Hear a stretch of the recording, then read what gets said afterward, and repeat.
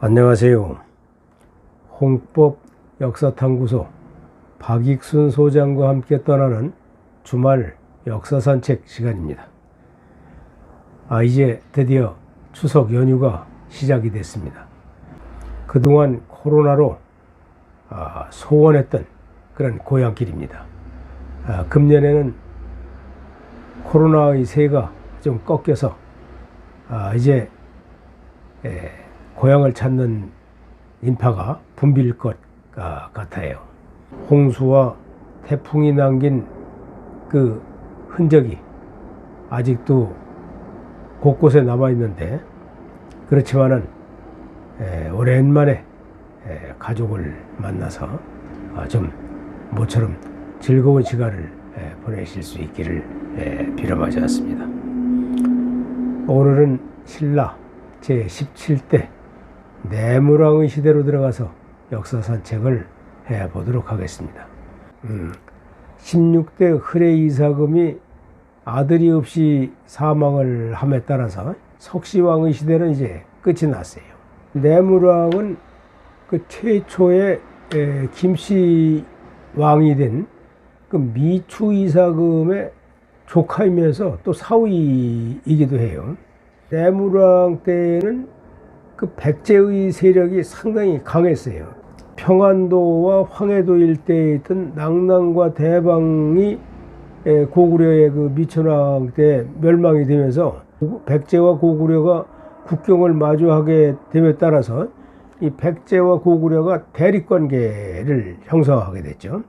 신라와 백제 사이에는 그동안 아주 크고 작은 많은 침략 전쟁이 있었지만은 내무왕의 앞에 왕 노릇을 흐레 이사금 때부터 이 백제가 신라에 사신을 보내서 화친을 맺고 있었죠. 내물마리간이 왕위에 올라서도 백제 근초고왕이 고유왕 때와 마찬가지로 사신을 보내서 화친을 맺었어요. 그 백제로서는 이제 고구려를 견제하기 위해서 신라를 품어야 될 그런 입장에 처해 있었던 것이죠. 내무왕 11년에도 사신을 보냈고, 내무왕 13년에는 백제 근초고왕이 사신을 보내면서 아주 명마 2필까지도 보내서 그 신라의 환심을 쌓느라고 노력을 많이 기울였죠. 내무왕 14년 369년에는 이 고구려의 고국원왕이 먼저 백제를 침공을 해. 그런데 백제의 세가 워낙 강하기 때문에 백제의 근초고왕이 고구려의 고국원왕을 고구려의 고국원왕을 물리치며 그 추격을 해서 평양까지 쳐들어가 가지고 고국원왕을 전사시키는 그런 일까지 있었어요. 그때가 백제로서는 아주 최전성기였던 것 같아. 백제와 고구려 사이는 아주 이제 원수지간으로 바뀌고, 백제와 신라 사이는 우호 관계가 유지가 되고 있었는데, 이게 백제와 신라가 조금 적대 관계로 돌아가기 시작한 것이 바로 내무왕 때예요. 백제의 독산 성주가 그 백성 300명을 거느리고 신라로 투항을 해왔어. 그렇게 되니까 이제 근초고왕이 신라에 투항한 독산 성주는 물론이고 그 백제 백성들 300명을 돌려달라 이렇게 요청을 해요. 그런데 신라의 그 내무왕이 이걸 거절합니다. 이제 백제하고 신라 사이가 상당히 소원하고 적대적으로 바뀌기 시작을 했어요, 이때부터. 그리고 이제 2년 후인 375년에는 고구려에서 또 백제를 또 침공을 해. 그래가지고 수곡성을 빼앗겨 버렸어, 고구려에게. 그 이듬해는 그 강력한 군주인 근초고왕이 또 사망을 하기에 이르렀어.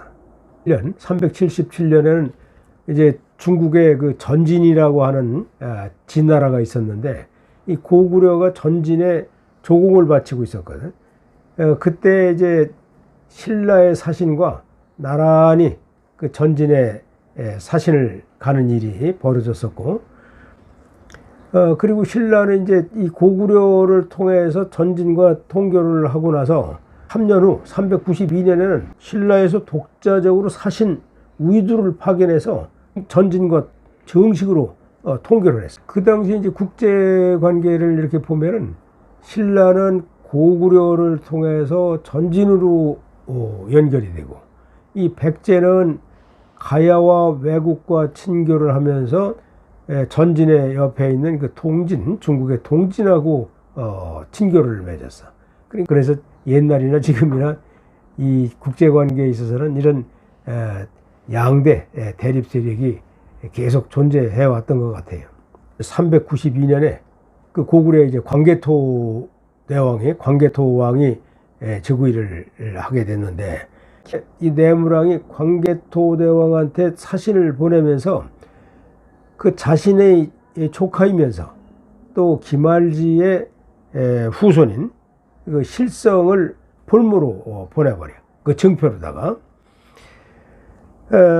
그러니 실성이 그 금성에 있을 때는 사실상 그 내무랑과 실성 간의 그 왕권 다툼이 좀 있는 그런 라이벌 관계에 있었어. 그러니까 이 국내에선 라이벌 관계에 있으니까 아예 그 고구려에다가 볼모로 잡히게 해버린 거지. 이렇게 해서 이제 이 국내 정세를 그 안정화시키려고 노력을 하는데, 그 이듬해 393년에 외국이 또 침공을 해서 수도인 금성을 5일간이나 포위를 했어요. 그러다가 이제 외국이 식량이 떨어져서 이제 철군을 할 때 이 내무랑이 또 급습을 해가지고 외국을 격파하기도 했죠. 이 내무랑 41년인 396년에는 고구려의 광개토 왕이 백제를 침공을 해가지고 한강 유역의 58성 700여 촌을 빼앗는가 하면 아신왕으로부터 아주 영원히 항복할 것을 다짐을 받았어요. 그 백제의 아신왕은 이제 고구려에 영원히 항복하는 맹세를 했지만은, 자 이제 겉으로는 고구려에 그 대항을 안 하겠다 해놓고 뒤로 돌아서서는 가야국과 또 외국을 끌어들여 가지고, 이번에는 이제 그 신라가 고구려의 신라가 고구려에 자꾸 추파를 던지고 이러니까, 자 이 고구려와 직접 대항하는 것은 힘들으니까 신라의 세력을, 고구려하고 자꾸 연합을 하는 신라의 세력을 떼놓기 위해서 신라를 먼저 공격을 해. 그러니까 이 신라로서는 백제가 원래 강성한 데다가 가야국과 외국과 연합을 해가지고 신라를 쳐들어오니까 어쩔 도리가 없는 거지. 이 신라의 내무랑은 사신을 보내서 고구려에 지원 요청을 해. 그러니까 광개토 왕이 400년에 군사 5만 명을 보내가지고 왜군을 전부 토벌을 하고 신라를 도왔어. 그 바람에 이제 신라는 고구려의 그 도움을 받아가지고 백제 편을 들어가지고 신라를 괴롭혔던 금강가야를 완전히 그냥 짓밟아 버렸어. 그래서 그때서부터 가야의 종족인 금강가야가 이제 쇠퇴하고 대가야가 대신 이제 바톤을 이어받아서 가야의 그 맹주로서 등장을 하게 되죠. 고구려의 그 지원을 받아서 가야국을 짓밟고 또 외국을 물리치고 이러한 성과는 거뒀지만은, 이 고구려군이 외국을 토벌한 후, 외국을 격파한 이후에도 신라에 계속 주둔을 하고 있었단 말이에요. 그래서 이제 사실상은 신라가 이때서부터는 고구려의 속국으로 전락을 했어요. 광개토 대왕 때부터 이 신라의 왕위를 계승하는 문제, 신라의 왕권 계승에도 고구려의 입김이 작용을 했다는 거지. 401년 7월에 실성이 고구려에서 귀국을 했는데 그 이듬해 2월 얼마 못 가가지고 내무랑이 사망을 하게 돼요. 그 내무랑은 그 아들이 셋이나 있었잖아요. 그 눌지와 복호와 미사은 3명의 아들이 있었음에도 불구하고 고구려의 볼모로가 있던 그 실성을 왕으로 실성을 왕후에 올릴 수밖에 없었다는 거예요. 이게 바로 이제 당시의 신라가 고구려의 속국에 불과했다, 이런 것을 증빙해 주는 거죠.